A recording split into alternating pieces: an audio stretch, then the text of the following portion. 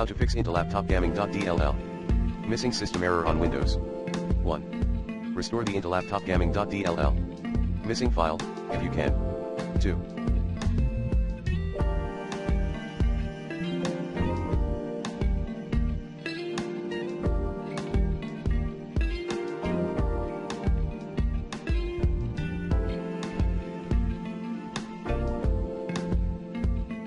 Update all device drivers with the recommended Avast driver updater in this video guide.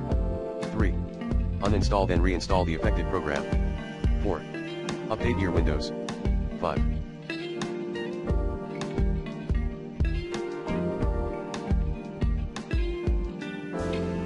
Roll Windows back to a restore point, if you can. 6.